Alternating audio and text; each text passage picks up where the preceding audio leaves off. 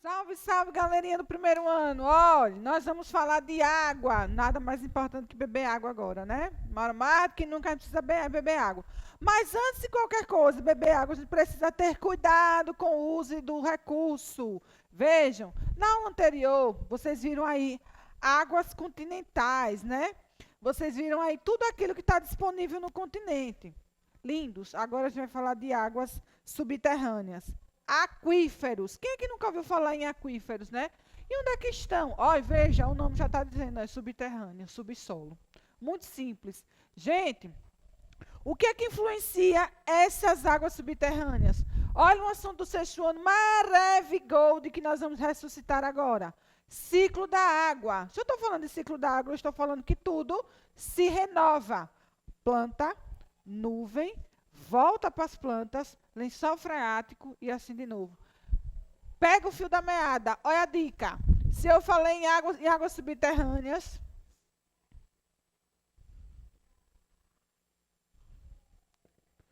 lindezas, eu estou falando de lençol freático. Por que eu estou falando de lençol freático? Porque é ele que vai ser o alimento necessário para essas duas zonas aqui. Lindo, saturadas e insaturadas. Eu já estou saturada. Deixa eu dizer como é que funciona isso daqui. Como é que eu vou entender isso daqui? Olhe, preste atenção. O primeiro elemento norteador para as duas situações. Presença de vegetação. Lindos. Assim como a sua pele precisa de água para ela ficar bonita, viçosa, e para aquele gatinho olhar para você, ou aquela menininha olhar para você, é o quê? Água, a presença de água. Então, a planta, a vegetação, o matinho lá, precisa de água. Então, esse ciclo vicioso daí é que vai fomentar esses aquíferos. Lindos. E a mesma coisa, não. Olhe, veja a seguinte coisa. Nessa ilustração aqui que nós temos, observe, você tem a presença de poros. Poros, a gente pode pensar em pele. Se os poros eles estão extremamente organizadinhos aí no seu corpinho, aqui também não pode ser diferente. Observe, na zona saturada, o que é que acontece? Observe que os poros eles estão um pouco mais fechados. Mas deixa ter de presença de água? Não. É justamente aí onde está a densidade de água dos aquíferos. É na zona saturada. Olha, é ali, olha. Na última camada é onde você tem a presença da zona saturada e onde está densamente aí equilibrado essa formação de águas subterrâneas. Ô tia, e na insaturada não tem não, é? Tem, lindo. Só que não com tanta intensidade. Por quê? Você tem uma área mais porosa. Professora, você está falando de poroso. É o quê? Lembre da sua pele seca, que não tem água, bonito. E aí, o que acontece? Eu estou falando que na área infiltrada, de um ambiente climático. Olha, semiárido. O semiárido, ele tem uma grande absorção de água no seu subsolo, embora ninguém queira falar muito disso. Por quê? Porque existe um pilar aí, indústria da seca, fomenta isso aqui, ó, mas tem água lá no semiárido, viu? E o que é que pode acontecer aqui nessa zona insaturada? Bonito, olhe, na zona insaturada pode acontecer um fenômeno chamado desertificação. Minha filha, você me disse que tem água? Disse, lindo. Só que esse uso da água, desse lençol freático aqui, ele é desenfreado. Vai desencadear outras situações. Então, vai ocasionar, de alguma maneira, esse processo de desertificação. Então, lembre-se, na zona saturada eu tenho a presença de poros. E na insaturada não tem, não? Tem. Bonitões, o que eu estou querendo dizer é que na zona saturada a água ela fica extremamente organizada no seu subsolo. Observe, é um pouco mais azul. A cor vai lhe dar essa ilustração, vai lhe dar essa evidência.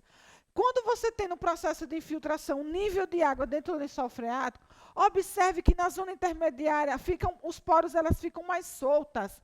Aqui você já tem a presença de outros materiais. Que materiais? Olha, quando a gente fala de aquíferos, a gente precisa lembrar de outro elemento, rochas. E aí a gente vai ver agora. Olha, aqui, só para você se ligar e não perder mais essa historinha. Olha, você tem aqui sedimentares. Falou em granular, rochas sedimentares. Fissural é o quê? Ígneas. E aqui eu estou falando de quê? Oh, carbonáticas.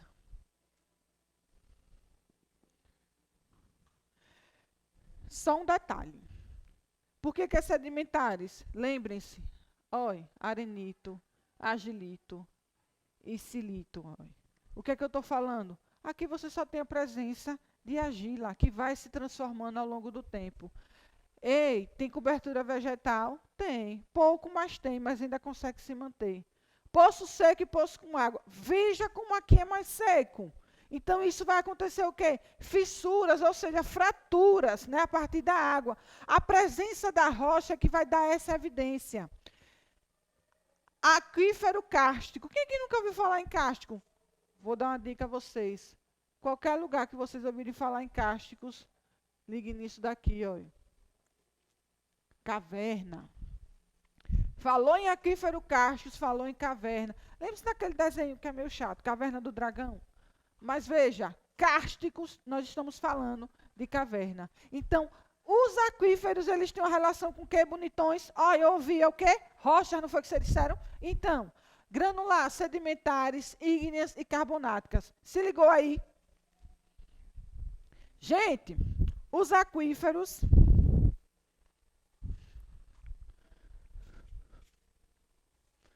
eles estão disponíveis ao longo do tempo, certo? E ao longo do mundo também. Olha, mas tem um detalhe.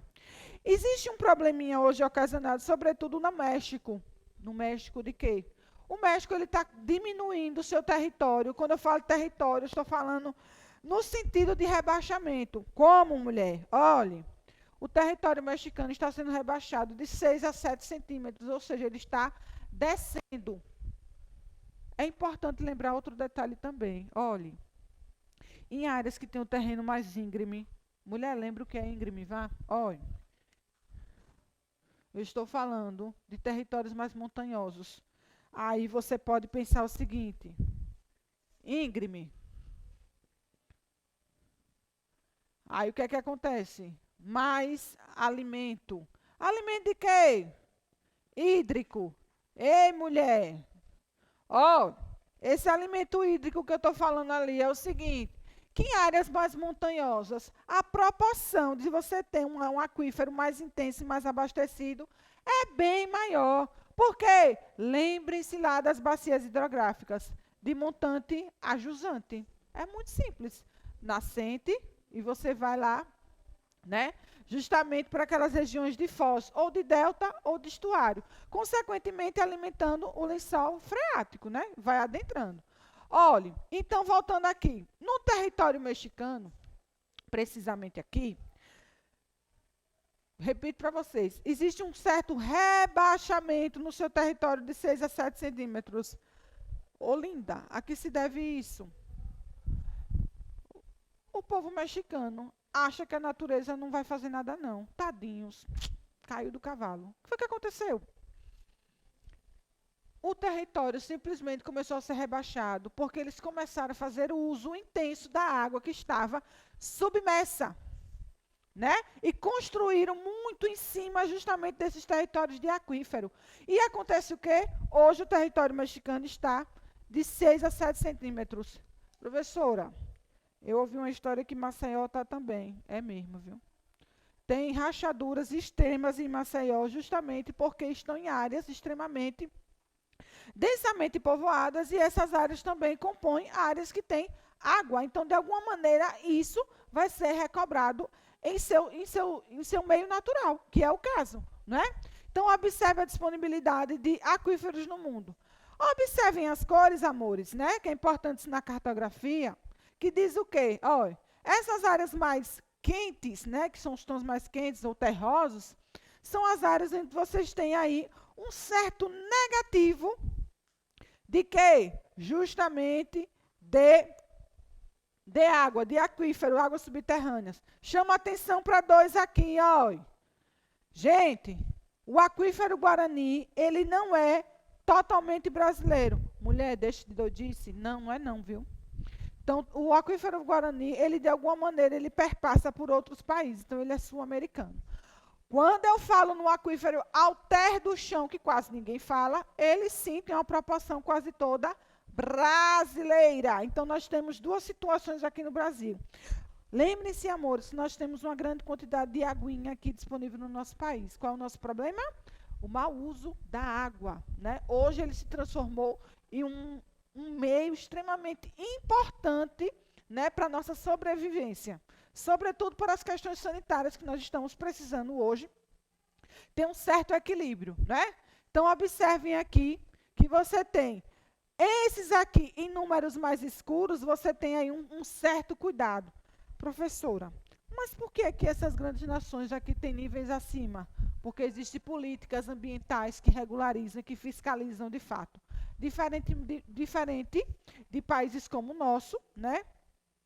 Que não tem essa política ambiental tão consistente e tão afirmativa para com o uso justamente desses aquíferos. Professor, o aquífero pode se tornar um meio condicionante para a gente, de repente, precisar utilizar no futuro? Vai, mas vai precisar, de alguma maneira, ter organismos que regularizem e que organizem, de fato, a forma como vai ser usada esses aquíferos. Aquífero do Brasil e a problemática da privatização e da contaminação. Olha, lindezas.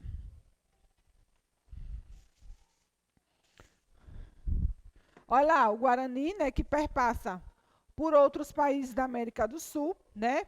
Existem políticas que querem privatizar a água, né, os recursos, para que agências reguladoras possam fazer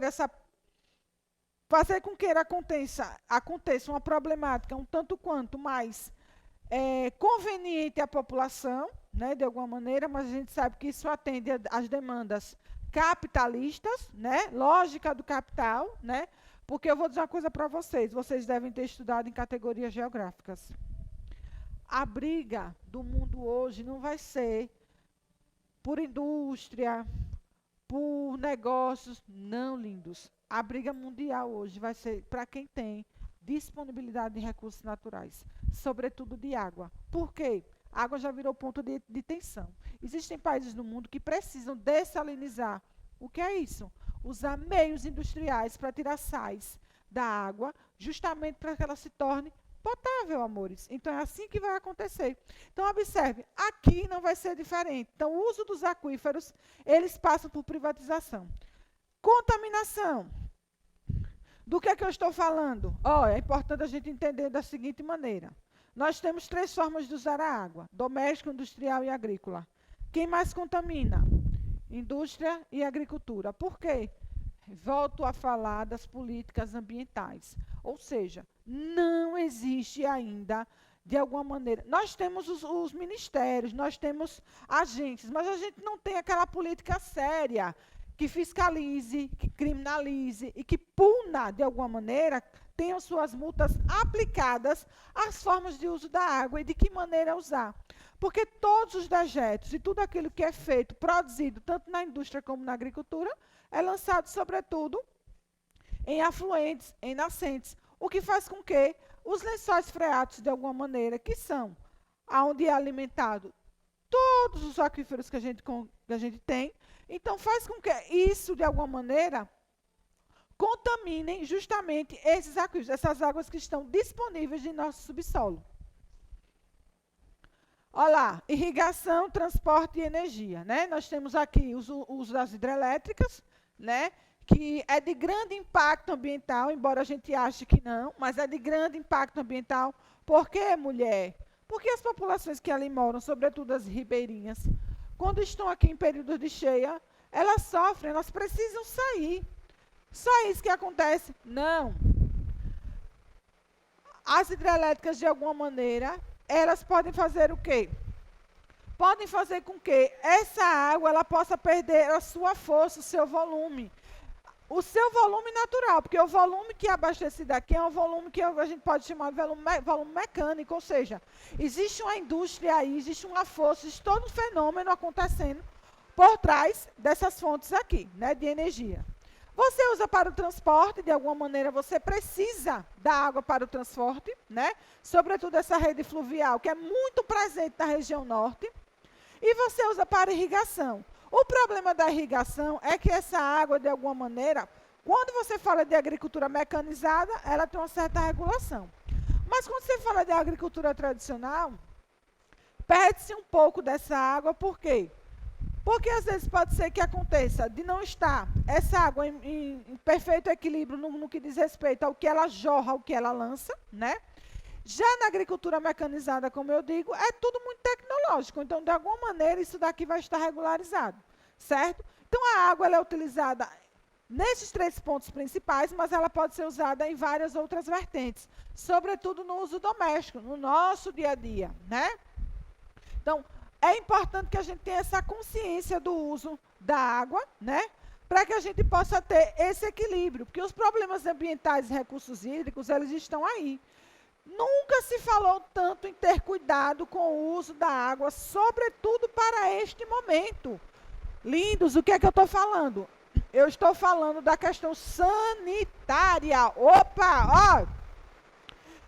Lixo, eu estou falando aqui do uso dos inseticidas, os grandes centros urbanos, os esgotos, né? Então, tudo isso, de alguma forma, precisa ter uma agência que regule, que organize e que faça com que esse uso ele seja feito de forma racional, certo? Racionalidade no uso dos recursos hídricos. Por quê? A gente sabe que 2% apenas da água, ela é doce, o restante é salgada. Volto a falar, vai chegar um momento em que nós vamos precisar dessalinizar a água para poder fazer o uso potável dessa água. Não vai demorar muito. Repito também, a guerra dos mundos não é mais por quem tem indústria, negócio, bolsa de valores. É para quem tem recursos naturais. Se você não tem recursos naturais, por que todo mundo quer vir para a floresta amazônica? Porque lá nós temos o maior rio do mundo em volume de água, né? Porque lá você tem todos os fatores biogeográficos para você poder explorar. Não vai ser diferente. A mesma coisa vai ser para o uso de água. Quem tiver disponibilidade de água, prepare-se para uma guerra futura, porque é isso que vai acontecer. Justamente por conta disso. Usou-se tanto a água para as revoluções, para situações que são previamente econômicas e ditas progressistas, que esqueceram que pode ser ocasionado grandes impactos ambientais. Segue as atividades, lindezas, um cheiro e até a próxima aula.